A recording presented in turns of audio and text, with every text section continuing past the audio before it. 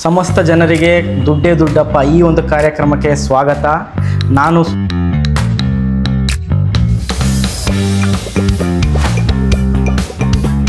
First ಒಂದೆರಡು ದಿವಸ ಮಾಡಿ ಪ್ರಾಫಿಟ್ ಕಡಿಮೆ ಇತ್ತು, ಒಂದು 40-50,000 ಮಾಡಿದ್ದೆ. ಬಗ್ಗೆ ಕಲ್ತ್ಕೊಂಡ್ಮೇಲೆ ನನಗೆ ಕಾನ್ಫಿಡೆನ್ಸ್ ಬಂತು.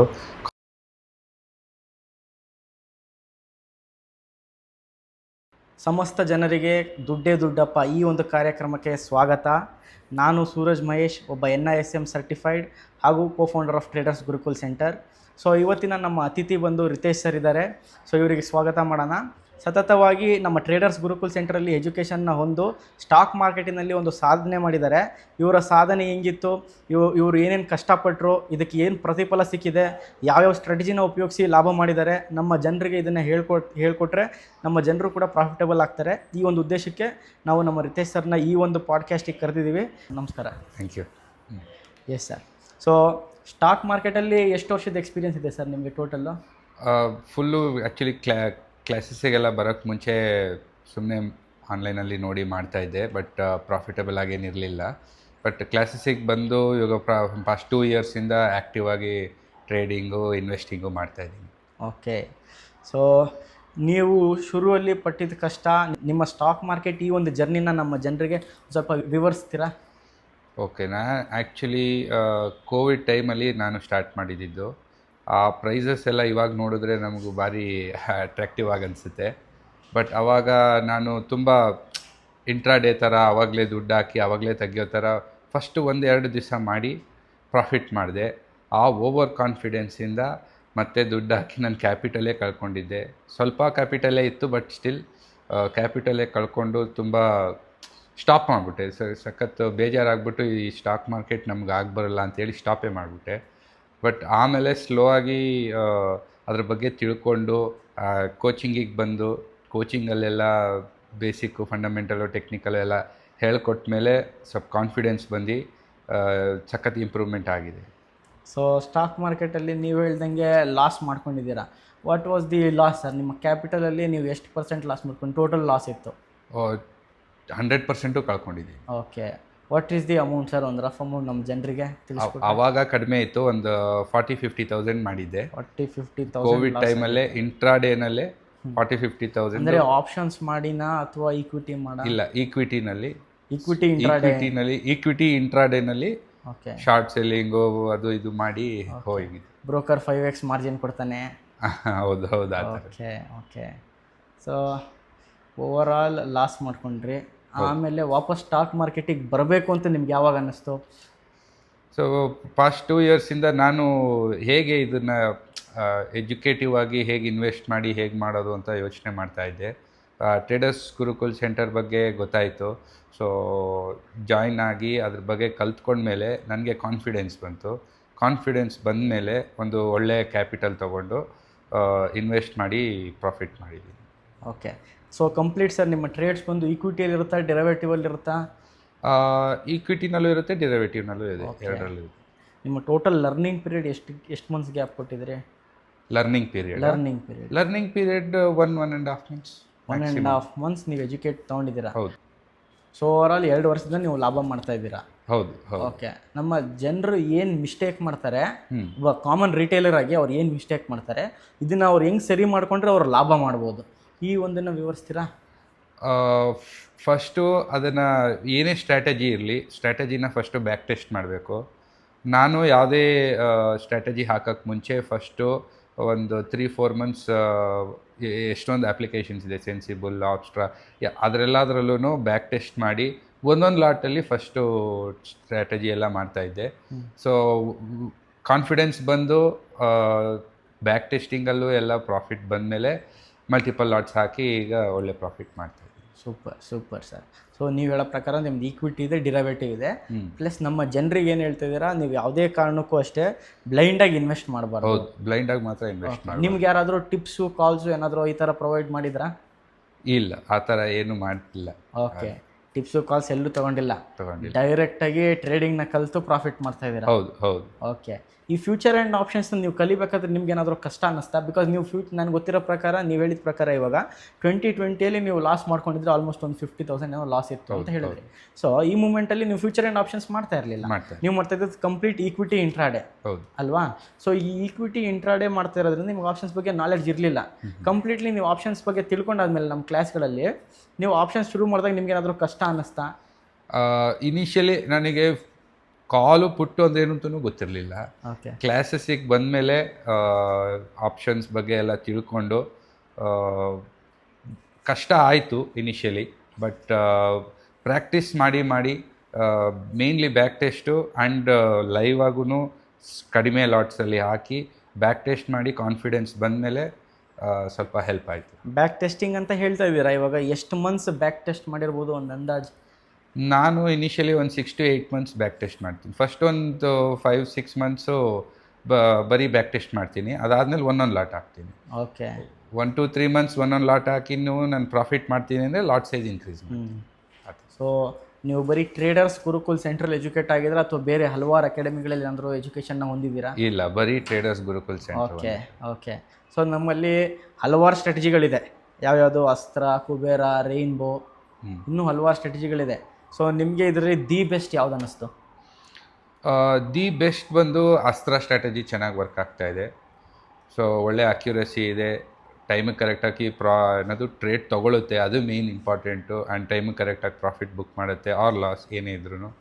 So that is very good. So ನಮ್ಮ ಅಸ್ತ್ರ ಸ್ಟ್ರಾಟಜಿ ಎಷ್ಟು ತಿಂಗಳಿಂದ ನೀವು ರನ್ ಮಾಡ್ತಾ ಇದ್ದೀರಾ? ನಾನು ಫ್ರಮ್ ಪಾಸ್ಟ್ 2.5 months ರನ್ ಮಾಡ್ತಾ ಇದ್ದೀನಿ. ಓಕೆ, ಚೆನ್ನಾಗಿ ವರ್ಕ್ ಆಗ್ತಾ ಇದೆ. ಚೆನ್ನಾಗಿ ವರ್ಕ್ ಆಗ್ತಾ ಇದೆ. ಕಂಪೇರ್ ಟು ಬೇರೆ ಫೀಲ್ಡ್ಗಿಂತನೂ ಸ್ಟಾಕ್ ಮಾರ್ಕೆಟ್ ಏನಕ್ಕೆ ಬೆಟರು? ಜನರು ಏನಕ್ಕೆ ಸ್ಟಾಕ್ ಮಾರ್ಕೆಟಲ್ಲಿ ಇನ್ವೆಸ್ಟ್ ಮಾಡಬೇಕು, ದುಡ್ಡು ಮಾಡಬೇಕು? Stock market like secondary income ಥರ ಇಟ್ಕೊಬೇಕು. ಪ್ರೈಮರಿ ಇನ್ಕಮ್ ಈಸ್ ಆಲ್ವೇಸ್ ನೀವು ಯಾವುದು ಮಾಡ್ಕೊಂಡಿದ್ದೀರಾ ಅದನ್ನು ಮಾಡ್ಕೊಂಡಿರೋದು ಒಳ್ಳೆಯದು. ಇದರಿಂದ ಒಂಥರ ಸೆಕೆಂಡ್ರಿ ಇನ್ಕಮ್ ಥರ ಬರುತ್ತೆ, ನಿಮ್ಮ ಫೈನಾನ್ಷಿಯಲಿ ತುಂಬ ಹೆಲ್ಪ್ ಆಗುತ್ತೆ. ಓಕೆ, ಸೊ ಇವಾಗ ನಿಮ್ಮ ಸ್ಟಾಕ್ ಮಾರ್ಕೆಟ್ ಜರ್ನಿ ಆಯಿತು. ಸೊ ಬೇಸಿಕ್ಲಿ ನೀವು ಏನು ಕೆಲಸ ಮಾಡ್ತೀರಾ? So what is your profession? I am into IT. ನಾನು IT ಕಂಪ್ನಿಲಿ ಕೆಲಸ ಮಾಡ್ತೀನಿ, ಸೈಬರ್ ಸೆಕ್ಯೂರಿಟಿ ಫೀಲ್ಡಲ್ಲಿ. ಸೊ ಅದರಿಂದ ನಮಗೆ ಕ್ಯಾಪಿಟಲ್ಗೆ ಹೆಲ್ಪ್ ಆಗುತ್ತೆ. ಸೊ ಕ್ಯಾಪಿಟಲ್ ಅಲ್ಲಿಂದ ತಂದು ಇಲ್ಲಿ ಇನ್ವೆಸ್ಟ್ ಮಾಡ್ತಾ ಇದ್ದೀರಾ? ಹೌದು. ಒಳ್ಳೆ ಪ್ರಾಫಿಟ್ ಮಾಡಿದ್ದೀರಾ? ಹೌದು. ಓಕೆ, ಇನ್ ಈ ಪರ್ಸೆಂಟೇಜ್ ಫಾರ್ಮ್ಯಾಟಲ್ಲಿ ನೋಡಿದ್ರೆ ಇಯರ್ ಆನ್ ಇಯರ್ ಏನಿದೆ return? Actually from past 1 year ಬರೀ ಈಕ್ವಿಟಿನಲ್ಲಿ ಅರೌಂಡ್ 70-75% ರಿಟರ್ನ್. 70-75% ತುಂಬ ಜಾಸ್ತಿನೇ, ಬಟ್ ಮಾಡಿದ್ದೀನಿ. ಹೌದು. ಓಕೆ, ಸೊ ಮಾರ್ಕೆಟ್ ಬುಲಿಶ್ ಇತ್ತು ಆ ಮೂಮೆಂಟಲ್ಲಿ. Very good, super. ಸೊ ನಮ್ಮ ಸ್ಟ್ರಾಟಜಿನ ಮಾಡಿ ನೀವು ದುಡ್ಡು ಮಾಡಿದ್ದೀರಾ? ಹೌದು. ಓಕೆ, ನಮ್ಮ ಅಸ್ತ್ರ ಸ್ಟ್ರಾಟಜಿ ಬಗ್ಗೆ ಮಾತಾಡಬೇಕು ಅಂದರೆ ನಮ್ಮ ಅಸ್ತ್ರ ಸ್ಟ್ರಾಟಜಿ ನಿಮ್ಗೆ ಹೆಂಗೆ ಅನ್ನಿಸ್ತು? ಅಸ್ತ್ರ ಸ್ಟ್ರಾಟಜಿ ಅದೇ ಮೇಯ್ನಾಗಿ ಆಲ್ಗೋ ಮಾಡಿರೋದ್ರಿಂದ ಟೈಮಿಗೆ ಕರೆಕ್ಟಾಗಿ ಎಂಟ್ರಿ ತೊಗೊಳುತ್ತೆ, ಟೈಮಿಗೆ ಕರೆಕ್ಟಾಗಿ ಎಕ್ಸಿಟ್ ಆಗುತ್ತೆ. ಆ್ಯಂಡ್ ಮಾರ್ಕೆಟ್ ಅನಾಲಿಸಿಸ್ ಎಲ್ಲ ಅದೇ ಮಾಡುತ್ತೆ. ಸೊ ನಮ್ಮ ಎಮೋಷ್ನಲ್ ಇದು ಮಾತ್ರ ಅಡ್ಡ ಬರೋದಿಲ್ಲ ಅದರಲ್ಲಿ. That is the main thing. ಆಪ್ಷನ್ಸಲ್ಲಿ ಎಮೋಷನ್ಸ್ ಮೇಯ್ನು. ಈಕ್ವಿಟಿ ಬೇಕಾದ್ರೆ ಹೋಲ್ಡ್ ಮಾಡಿ ಕೂತ್ಕೋಬೋದು, ಬಟ್ ಆಪ್ಷನ್ಸ್ ಹಾಗೆ ಆಗಲ್ಲ. ಟೈಮಿಗೆ ಕರೆಕ್ಟಾಗಿ ಎಂಟ್ರಿ ಎಕ್ಸಿಟ್ ಆಗೋದ್ರಿಂದ ತುಂಬ ನಾವು ಪೀಸ್ಫುಲ್ ಆಗಿರ್ಬೋದು. ಸ್ಯಾಲ್ರಿಡ್ ಅವ್ರು ಇರ್ಬೋದು, ಹೌಸ್ ವೈಫ್ ಯಾರೇ ಇರ್ಬೋದು, ಪೀಸ್ಫುಲ್ ಆಗಿರ್ಬೋದು. ಸೊ ಓವರ್ ಆಲ್ ರಿಟರ್ನ್ ನಮ್ಮ ಅಸ್ತ್ರ ಸ್ಟ್ರಾಟಜಿಯಲ್ಲಿ ಎಷ್ಟಿರ್ಬೋದು ಒಂದು ಅಂದಾಜು? ಮಂತ್ಲಿ ಅರೌಂಡ್ ಆ್ಯಕ್ಚುಲಿ ಈ ಮಂತೇ ಒಂದು 6-7% ಮಾಡಿದ್ದೀನಿ ಸೋ ಫಾರ್. ಓಕೆ, ನಮ್ಮ ಜನರಿಗೆ 6-7% ಅಂದರೆ ಅರ್ಥ ಆಗಲ್ಲ, ಏನಾದರೂ ನಂಬರ್ ಇದ್ದರೆ? ಈ ಮಂತ್ ನಾನು 1.4 lakhs ಪ್ರಾಫಿಟ್ ಮಾಡಿ. ನಿಮ್ಮ ಸ್ಕ್ರೀನ್ ಮೇಲೆ ನೋಡಿರಿ 1.4 lakh ಅವ್ರು ಮಾಡಿರೋ ಪ್ರಾಫಿಟ್ ಏನು ಹೇಳ್ತಿದ್ರೆ ಅದು ಕಾಣಿಸ್ತಾ ಇರುತ್ತೆ. ಸೂಪರ್ ಸೂಪರ್, ವಂಡರ್ಫುಲ್ ಪ್ರಾಫಿಟ್ ಮಾಡಿದ್ದೀರಾ. ಪ್ಲಸ್ ನಮ್ಮ ಕುಬೇರ ಸ್ಟ್ರಾಟಜಿ ಬೇರೆ ಯಾವುದಾದ್ರೂ ಅದನ್ನು ಇಂಪ್ಲಿಮೆಂಟ್ ಮಾಡಿದ್ದೀರಾ? ಕುಬೇರನೂ ಮಾಡಿದ್ದೀನಿ. 3 times ಕುಬೇರ ಮಾಡಿದ್ದೀನಿ. ಬಟ್ ಅದು ನನಗೆ ಇನ್ನೂ ಅಷ್ಟು ಕಾನ್ಫಿಡೆನ್ಸ್ ಇರಲಿಲ್ಲ ಇನಿಷಿಯಲಿ. ಸೊ ಒಂದೊಂದು ಲಾಟಲ್ಲಿ ಮಾಡಿದ್ದೆ. ಎವ್ರಿ 3 times ಪ್ರಾಫಿಟ್ ಮಾಡಿದ್ದೀನಿ. ಸೊ ಓಕೆ, ಇವಾಗ ನೀವು ಟ್ರೇಡರ್ಸ್ ಗುರುಕುಲ್ ಸೆಂಟ್ರಿಗೆ ಸೇರ್ಕೊಂಡಾಗ್ಲಿಂದನೂ ನಿಮ್ಮ ಡಿರೈವೇಟಿವ್ ಜರ್ನಿ ಏನಾಗಿದೆ? ಬಿಕಾಸ್ ಈಕ್ವಿಟಿ ಗೊತ್ತು, equity is easy to understand, fundamental, technical ಎಲ್ಲನೂ ನಿಮಗೆ ಇಂಟರ್ನೆಟಲ್ಲಿ ಸಿಗುತ್ತೆ, ಯೂಟ್ಯೂಬಲ್ಲಿ ಪ್ರತಿಯೊಬ್ಬರು ಕಲ್ತ್ಕೊಂಡು ದುಡ್ಡು ಮಾಡ್ಬೋದು. ಯಾಕಂದರೆ it is dependent upon the market. ಆದರೆ ಡಿರೈವೇಟಿವ್ ಬಂದು ಆಪ್ಷನ್ ಸೆಲ್ಲಿಂಗೇ ಮಾಡಬೇಕು. ಸೊ ಈ ಆಪ್ಷನ್ ನಾನು ಹೇಳ್ಕೊಡೋದೇ ಬರೀ ಆಪ್ಷನ್ ಸೆಲ್ಲಿಂಗ್ ಹೆಡ್ಜಿಂಗ್ ಮಾತ್ರ, ಆಪ್ಷನ್ ಬೈಯಿಂಗ್ನ ನಾವು ಎಂಟರ್ಟೈನ್ ಮಾಡಲ್ಲ. ಸೊ ನೀವು ಏನಕ್ಕೆ ಸ್ಪೆಸಿಫಿಕ್ಕಾಗಿ ಬರೀ ಆಪ್ಷನ್ ಸೆಲ್ಲಿಂಗ್ನ ಕಲ್ತ್ಕೋಬೇಕು ಅಂತ ಅಂದ್ಕೊಂಡ್ರಿ, ಅಥವಾ ನೀವು ಆಪ್ಷನ್ ಬೈಯಿಂಗ್ ಮಾಡಬೇಕು ಅಂದ್ಕೊಂಬಂದು ಆಪ್ಷನ್ ಸೆಲ್ಲಿಂಗ್ ಕಲ್ತ್ಕೊಂಡ್ರಾ? ಇಲ್ಲ, ನನಗೆ ಆಪ್ಷನ್ಸ್ ಬಗ್ಗೆನೇ ಗೊತ್ತಿರಲಿಲ್ಲ ಆ್ಯಕ್ಚುಲಿ ಇನಿಷಿಯಲಿ. ಓಕೆ. ಬಟ್ ಅದಕ್ಕೆ ಕಲ್ತ್ಕೊಂಡ್ಮೇಲೆ ಇವಾಗ ನಿಮ್ಮ ಪ್ರಕಾರ option buying better, option selling better? Option selling, any day option selling is better. Option selling. So ಮತ್ತು ಜನರು ಆಪ್ಷನ್ ಬೈಯಿಂಗ್ ಮಾಡಿ, ಸೆಬಿನೇ ಹೇಳುತ್ತೆ 93% ಆಫ್ ದಿ ಪೀಪಲ್ ಲಾಸ್ ಮಾಡ್ತಾ ಇದ್ದಾರೆ ಬಿಕಾಸ್ ಆಫ್ ಆಪ್ಷನ್ ಬೈಯಿಂಗ್ ಅಂತ. ಸೊ ಇದಕ್ಕೆ ನೀವೇನು ಇನ್ಸಿಸ್ಟ್ ಮಾಡಬೇಕು ನಮ್ಮ ಜನರಿಗೆ? ನಾನೇನು ಹೇಳಬೇಕು ಅಂದರೆ ಮೇಯ್ನಾಗಿ ಫಸ್ಟು ಕಲ್ತ್ಕೊಂಡ್ಮೇಲೆ ಆಪ್ಷನ್ ಸೆಲ್ಲಿಂಗ್ ಬಗ್ಗೆ ಕಾನ್ಸಂಟ್ರೇಟ್ ಮಾಡಿ ರ್ಯಾದರ್ ದ್ಯಾನ್ ಆಪ್ಷನ್ ಬೈಯಿಂಗ್ ಅಂತ ಹೇಳ್ಬೇಕು ಅಷ್ಟೇ. ಈಗ ಕಮ್ಮಿ ಕ್ಯಾಪಿಟಲ್ ಇರೋರು ಅವ್ರು ಹೆಂಗೆ ಇನ್ವೆಸ್ಟ್ ಮಾಡ್ಬೋದು? ಅವ್ರು ಇನ್ವೆಸ್ಟೇ ಮಾಡಬೇಕಾ ಅಥವಾ ಡಿರೈವೇಟಿವ್ ಮಾಡಿ ಪ್ರಾಫಿಟ್ ಮಾಡಬೇಕಾ? ಕಡಿಮೆ ಕ್ಯಾಪಿಟಲ್ ಇರೋರು ಹೆಡ್ಜ್ ಮಾಡಿ ಸೆಲ್ ಮಾಡಬೇಕು. ದಟ್ಸ್ ದ ಓನ್ಲಿ ಆಪ್ಷನ್ ಅಂತ. ನಿಮ್ಮ ಪ್ರಕಾರ ಇವಾಗ ಮಾರ್ಕೆಟ್ಗೆ ಒಬ್ಬ ಟ್ರೇಡರು ಈಕ್ವಿಟಿ ಬಿಟ್ಟು ಕಂಪ್ಲೀಟ್ಲಿ ಡಿರೈವೇಟಿವ್ ಹಿಂಗೆ ಬರ್ತಾ ಇದ್ರೆ ಅವ್ರ ಹತ್ರ ಒಂದು ಅಂದಾಜು ಎಷ್ಟು ಕ್ಯಾಪಿಟಲ್ ಇರಬೇಕು? ಅಟ್ಲೀಸ್ಟ್ 1.5 lakhs ಇರಬೇಕು. 1.5 lakh ಇರಬೇಕು ಟು ಲರ್ನ್ ಆರ್ ಅರ್ನ್. ಎಲ್ಲರೂ ನೋಡಿದ್ರೆ ಇವಾಗ ನಾನು ಆಪ್ಷನ್ ಬೈಯಿಂಗ್ ಮಾಡಿ ದಿನಕ್ಕೆ 20% ಮಾಡ್ತೀನಿ, 30% ಮಾಡ್ತೀನಿ ಅಂತ ಹೇಳ್ತಾ ಇದ್ದಾರೆ. ನಿಮ್ಗೆ ಅಂಥ ಯಾರು ಫ್ರೆಂಡ್ಸ್ ಸಿಕ್ಕಿಲ್ವಾ? ಇಲ್ಲ, ನಾನು ಅದು ಎಂಟರ್ಟೈನು ಮಾಡಲ್ಲ. ಅನ್ರಿಯಲಿಸ್ಟಿಕ್ ಗೇನ್ಸ್ನ ಅದು we should not follow that ಅಂತ. ಸೊ ಹಂಗಾದರೆ ನಮ್ಮ ರಿತೇಶ್ ಸರು ಹೇಳ್ತಾ ಇದ್ದಾರೆ, ನೀವು ಹೇಳೋ ಪ್ರಕಾರ ಏನು ಅನ್ರಿಯಲಿಸ್ಟಿಕ್ ಗೇನ್ ನಾವು ಫಾಲೋ ಮಾಡಬಾರ್ದು. ಅಂತ ಒಂದು ಸ್ಕ್ಯಾಮಲ್ಲಿ ನಾವು ಸಿಕ್ಕಾಕೊಂಡ್ರೆ we will lose the money. ಹೌದು, ಖಂಡಿತ. ಕಂಪ್ಲೀಟ್ಲಿ ನಮಗೂ ಏನು ಗೊತ್ತು ಜನರೇ, ನಮಗೆ option selling is a completely zero sum game. ಇದರಲ್ಲಿ ನೀವು ಕಳೀತಿದ್ರೆ ನಾವು ದುಡಿತಾ ಇದ್ದೀವಿ, ನಾವು ಕಳೀತಿದ್ರೆ ನೀವು ದುಡಿತಾ ಇದ್ದೀರಾ. ಸೊ ಇವಾಗ ಆಪ್ಷನ್ ಬಯರ್ ಏನೇ ಲಾಸ್ ಮಾಡಿದ್ರು ಆಪ್ಷನ್ ಸೆಲ್ಲರಿಗೆ ಬರುತ್ತೆ. ಸೊ ಅದಕ್ಕೂ ಇದಕ್ಕೂ ನಿಮ್ಗೆ ಏನು ಡಿಫ್ರೆನ್ಸ್ ಬರುತ್ತೆ? ಇವಾಗ ನೀವು ಆಪ್ಷನ್ ಬೈಯಿಂಗ್ನ ನೀವು ಗ್ಯಾಮ್ಲಿಂಗಾಗಿ ನೋಡ್ತೀವಿ, ಆಪ್ಷನ್ ಸೆಲ್ಲಿಂಗ್ನ ಕಂಪ್ಲೀಟ್ ಒಂದು ಬಿಸ್ನೆಸ್ ಆಗಿ ನೋಡ್ತೀವಿ. ಸೊ ಅದರಿಂದ ಒಂದು ಆಪ್ಷನ್ ಸೆಲ್ಲಿಂಗ್ ಮಾಡೋದ್ರಿಂದ ನಿಮಗೆ ಖಂಡಿತವಾಗ್ಲೂ ಒಂದು ಪ್ರಾಫಿಟೇಬಲ್ ರೇಷಿಯೋ ಇರುತ್ತೆ. ಸೊ ಅದರಿಂದ ರಿತೇಶ್ ಸರ್ ಕೂಡ ಪ್ರಾಫಿಟಲ್ಲಿ ಇದ್ದಾರೆ ಅಂತ ಹೇಳ್ಬೋದು, ಬಿಕಾಸ್ ನೀವು ಆಪ್ಷನ್ ಸೆಲ್ಲಿಂಗ್ ಸ್ಟಾರ್ಟಿಂಗಲ್ಲೇ ಚೂಸ್ ಮಾಡಿದ್ದಕ್ಕೆ. ಹೌದು. ಆದರೆ ಆಪ್ಷನ್ ಸೆಲ್ಲಿಂಗಿಗೆ ಬಂದಾಗ್ಲೂ ಅಷ್ಟೇ ದೇರ್ ಮಸ್ಟ್ ಬಿ ಸಮ್ ಡ್ರಾಡೌನ್ ಅನ್ನೋದು ಪ್ರತಿಯೊಂದು ಫೀಲ್ಡಲ್ಲೂ ಇದ್ದೇ ಇರುತ್ತೆ. ಸೊ ಈ ಆಪ್ಷನ್ ಸೆಲ್ಲಿಂಗಲ್ಲಿ ನಿಮಗೆ ಏನು ಡ್ರಾಡೌನ್ ಅಂತ ಅನ್ನಿಸ್ತೋ, ಒಂದು ಲಿಮಿಟೇಷನ್ಸ್ ಏನೇನು ಅನ್ನಿಸ್ತೋ, ಇದನ್ನು ನಾವು ಸರಿ ಮಾಡಿಕೊಂಡ್ರೆ ಯಾವ ಥರ ನಾವು ಎರರ್ ಫ್ರೀ ಆಗ್ತೀವಿ. ಸೊ ಇದನ್ನು ನಮ್ಮ ಜನರಿಗೆ ಒಂದು ಸ್ವಲ್ಪ ತಿಳಿಸೋಕ್ಕಾಗತ್ತಾ? ಆಪ್ಷನ್ ಸೆಲ್ಲಿಂಗಲ್ಲಿ ಮೇಯ್ನಾಗಿ ಬೇಕಾಗಿರೋದು ಕ್ಯಾಪಿಟಲ್ ಜಾಸ್ತಿ ಬೇಕಾಗುತ್ತೆ. ಸೊ ಕ್ಯಾಪಿಟಲ್ ರೆಡಿ ಮಾಡಿಕೊಂಡು ಆಪ್ಷನ್ ಸೆಲ್ಲಿಂಗ್ ಮಾಡ್ಬೋದು. ಆದರೆ ಅದರಲ್ಲಿ ಡ್ರಾಡೌನ್ ಅನ್ನೋದು ಬರುತ್ತೆ. ಸೊ ಈ ಡ್ರಾಡೌನ್ ಅಂದರೆ ಕ್ಯಾಪಿಟಲ್ ಒಂದೊಂದು ಸತಿ ಡ್ರಾಡೌನ್ ಆಗ್ತಾ ಇರುತ್ತೆ. ಆ ಮೂಮೆಂಟಲ್ಲಿ ಮೈಂಡ್ ಸೆಟ್ನ ಕರೆಕ್ಟಾಗಿ ಇಟ್ಕೊಳೋದಕ್ಕೆ what are the key factors? ಅದು ಅನ್ರಿಯಲೈಸ್ಡ್ P&L ಇರುತ್ತೆ. ಸೊ ನಮ್ಮ ಸ್ಟ್ರಾಟಜಿ ಪ್ರಕಾರ ನಾವು ಅದನ್ನು ಸ್ಟ್ರಿಕ್ಟಾಗಿ ಫಾಲೋ ಮಾಡಿದ್ರೆ we will be at the end of the day ಪ್ರಾಫಿಟಲ್ಲಿ ಇರ್ತೀವಿ. ಓಕೆ. ಆ್ಯಂಡ್ ಪ್ರಾಫಿಟನ್ನ ಒಂದೇ ದಿವ್ಸಕ್ಕೆ ಬರುತ್ತೆ ಇಲ್ಲ 2 ದಿವ್ಸಕ್ಕೆ ಬರುತ್ತೆ ಅಂತ ಹೇಳೋಕ್ಕಾಗಲ್ಲ. Will have to wait at least 1 ಮಂತ್ದು ನಾವು ಆ್ಯಾವ್ರೇಜ್ ತೊಗೋಬೇಕು, ಆರ್ 3 months ಆರ್ 6 months ತೊಗೊಂಡು ದೆನ್ ಇದನ್ನು ಆ್ಯಾವ್ರೇಜ್ ಮಾಡಿಕೊಂಡ್ರೆ ನನಗೆ ಗೊತ್ತಿರೋಂಗೆ ಫಾರ್ ಶ್ಯೂರ್ ಪ್ರಾಫಿಟಲ್ಲಿ ಇರ್ತೀವಿ. ನಿಮ್ಮ ತಿಂಗಳಿನ ಗುರಿ ಎಷ್ಟಿದೆ? ನೀವು ತಿಂಗಳಿಗೆ ನನಗೆ ಅಮೌಂಟ್ಗಿಂತನೂ ಇಷ್ಟು ಪರ್ಸೆಂಟೇಜ್ ಇದ್ದರೆ ನನ್ನ ಬಂಡವಾಳಕ್ಕೆ ನಾನು ಒಂದು ಡಿಸೆಂಟಾಗಿ ದುಡಿತಾ ಇದ್ದೀನಿ, ನನಗೆ ಇನ್ನೇನು ಬೇಕಾಗಲ್ಲ, ಕನ್ಸಿಸ್ಟೆಂಟಾಗಿ ಇಷ್ಟು % ಬಂದರೆ ಸಾಕು. ಕನ್ಸಿಸ್ಟೆಂಟಾಗಿ ಒಂದು 3 to 4% ಬಂದರೆ ಸಾಕು. ಸೊ ತಿಂಗಳಿಗೆ 3-4% ಬಂದರೆ ಸಾಕು. ಹೌದು, ಡೆಫಿನೆಟ್ಲಿ ಸಾಕು. ಈಕ್ವಿಟಿನ ಡಿರೈವೇಟಿವ್ ಎರಡು ಸೇರಿನಾ? ಡಿರೈವೇಟಿವ್ ಈಕ್ವಿಟಿ ಡಿಫ್ರೆಂಟ್ ವರ್ಕ್ ಆಗುತ್ತೆ. ಈಕ್ವಿಟಿ ನೀವು ಒಂದು ಅಸೆಟ್ ಥರ ಇಟ್ಕೊಂಡಿರ್ತೀರಾ. ಸೊ ಡಿರೈವೇಟಿವ್ ಅಲ್ಲಿ ಶಾರ್ಟ್ ಟರ್ಮ್ ಗೇನ್ಸ್ನ ಮಾಡ್ಕೋಬೇಕು. ಇವಾಗ ಬ್ರೋಕರೇಜ್ ಫೀಸ್ ನಿಮ್ಗೇನಾದರೂ ಜಾಸ್ತಿ ಅನ್ಸುತ್ತಾ? ಇವಾಗ ಒಂದು ಲಾಟಿಗೆ ಮಾಡೋರಿಗೆ ಬ್ರೋಕರೇಜ್ ಜಾಸ್ತಿ ಅನ್ಸುತ್ತೆ. ಹೌದು ಹೌದು ಹೌದು. ಸೊ ಇವಾಗ ನಿಮಗೆ ಮತ್ತೆ ಅವರಿಗೆ ಏನು ಡಿಫ್ರೆನ್ಸ್ ಬರುತ್ತೆ? ಸೊ ನೀವು ಎಷ್ಟು ಲಾಟ್ ಪ್ಲೇಸ್ ಮಾಡ್ತಾ ಇದ್ದೀರಾ? ನಾ ಒಂದು ಲಾಟ್ ಮಾಡಿದ್ರು ಒಂದೇ ಬ್ರೋಕರೇಜು, ಅರೌಂಡ್ 17 ಲಾಟ್ಸ್ ಮಾಡಿದ್ರು ಒಂದೇ ಬ್ರೋಕರೇಜು. ಸೊ ಜಾಸ್ತಿ ಲಾಟ್ ಮಾಡಿದಷ್ಟು ಒಳ್ಳೆಯದು, ಅಂದರೆ ಬ್ರೋಕರೇಜ್ ದೃಷ್ಟಿನಲ್ಲಿ ಒಳ್ಳೆಯದು. ಸೊ ನೀವಲ್ಲಿ SST GST ಏನಿರುತ್ತೆ ಅದೊಂದನ್ನು ಅದು ಸರ್ಕಾರ ತಗೊತಾರೆ. ಹೌದು. So what about the tax? ನೀವು ಯಾವತ್ತಾದ್ರೂ ಟ್ಯಾಕ್ಸ್ ಬಗ್ಗೆ ಯೋಚನೆ ಮಾಡಿದ್ದೀರಾ?